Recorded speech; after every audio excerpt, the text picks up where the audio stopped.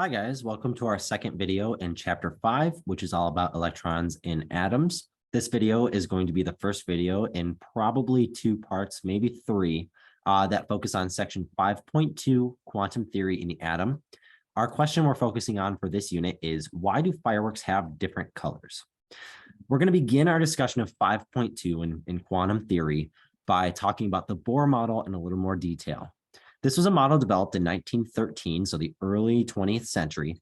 It's not the best model of the atom that we have. Quantum mechanical model, or the wave mechanical model, is our best model that we have right now, but this is the most useful for you guys, right? So this is what I want you guys to think of in your mind when you're thinking about how atoms look, because this is going to be the most concrete example of how an atom looks that still gives us extremely useful information about the electronic structure. It lets us make several accurate and useful predictions about how electrons will behave given various different environments, which is the crux of chemistry.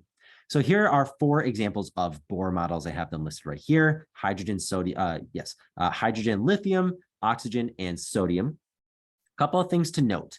All of these 4 examples are given in what's called the ground state, which means all of the electrons are as close to the nucleus as they can get, right? They're in their lowest energy state. The number of electrons that can fit in each ring, so basically why there's 2 in this first ring always, and then there's 8 in the second ring, is determined by what's called the principal quantum number, which is denoted as lowercase n, that being the primary energy level of the electrons. And each ring can hold a specific number of electrons. And you're able to predict how many electrons can fit in each ring by using your periodic table. Each row in the periodic table corresponds with a ring in the Bohr model.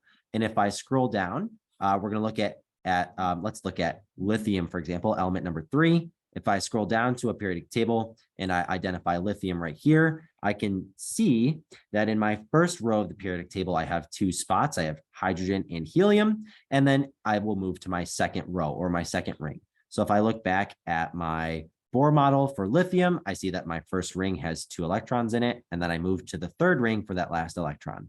We can also see this exemplified in sodium. So I'm going to scroll down again in my periodic table, and I'm going to look at sodium, which is right here, number 11.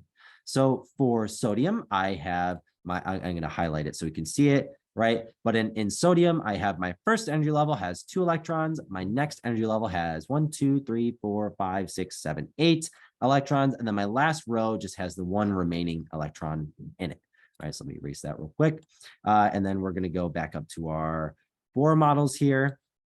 Right, so you can draw a Bohr model by using a periodic table and adding a ring for every row that you are in your periodic table, right?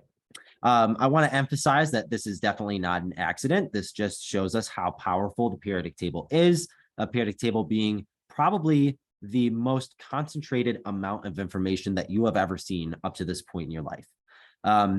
This ground state is, of course, the lowest allowable energy state. And that leads us to believe there might be something other than the lowest energy state, which is, of course, called the excited state. This is a state other than the lowest possible energy state for the atom. And in this state, electrons are promoted up 1 energy level. There are a couple of rules, the rules being electrons can only be excited 1 at a time. So you can't have 2 electrons excited. The other rule is that electrons can only move up 1 energy level at a time. So just up to the next energy level. I want to do an example in our notes here. So I say draw the Bohr model for silicon. So I'm going to start my Bohr model for silicon by drawing the nucleus, which I will draw in black. And for the nucleus, I could write SI for the symbol, but more commonly, I'm going to ask you to put the charge of the nucleus in the nucleus. So for silicon, it has a charge of +14. So I'll make that my nucleus, which I'll color black, and then I'll make my orbitals green. If you're following along, please identify silicon on your periodic table, and you'll see that it is in the 3rd row, which means that I'm going to have 3 rings. So I'm going to draw all 3 rings, and I've got my 3 rings. Very cool. It's not an art contest, so do your best. It doesn't have to be perfect. Okay, so I got my 3 rings, and I've got my nucleus. I'm almost there. Now I know silicon, being an atom, is going to have 14 electrons. I know that because it has 14 protons and it must be neutral. On my first row in the periodic table, I have 2 spots, so I will add 2 electrons to my first ring. That moves to my second ring, and I see I have 8 spots on my next ring, so I'm going to add 8 electrons. 1, 2, 3, 4, 5, 6, 7. I add 1 more, so that's 8. Now, in total, I've got 8 plus 2. I've got 10 electrons, which means I have 4 remaining. And on my periodic table, I see the third ring can fit up to 8 electrons. So I'm not adding more than 8. So I'm going to add my remaining 4. And now I am done. So this is the Bohr model for a neutral atom of silicon. And this will provide us with very useful information, specifically when we start talking about how atoms form ions and how those ions are able to do chemical reactions, right? Which leads us into further, more complicated chemical reactions. Okay, so moving on.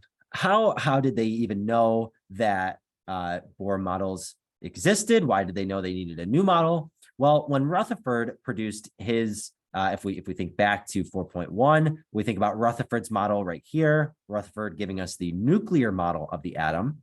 Well, they knew that this gave us great information about the nucleus, but the electrons were completely not defined, and it couldn't give us any information about why certain things were happening, right? So scientists knew that when you heated up metals, it emitted energy. When you pass electricity through gases, it emitted light.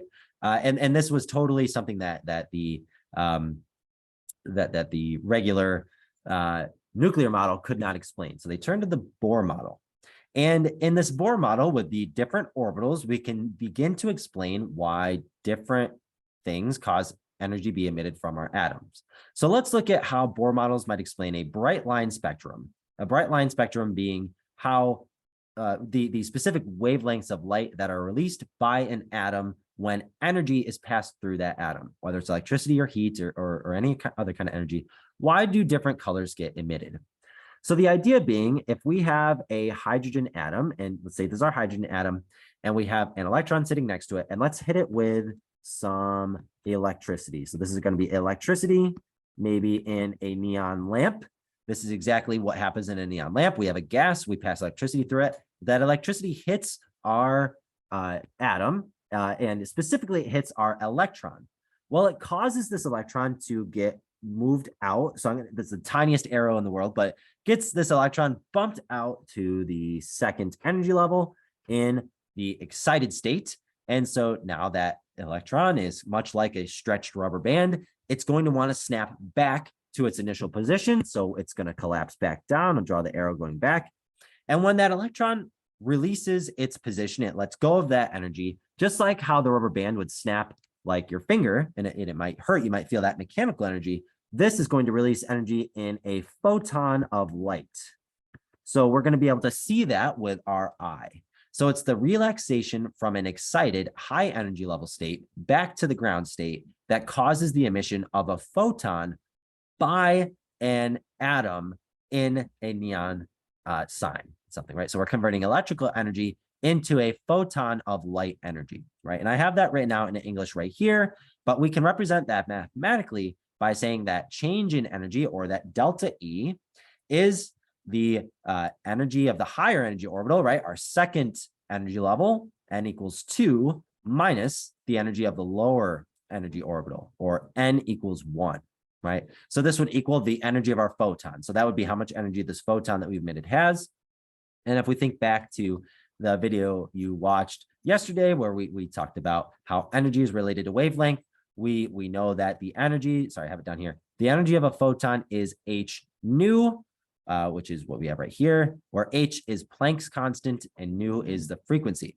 So the wavelength, right, is related to the transitions that happen between these energy levels. So because each element has its own characteristic energy levels and electronic structure, this results in each element having its own unique bright line spectrum.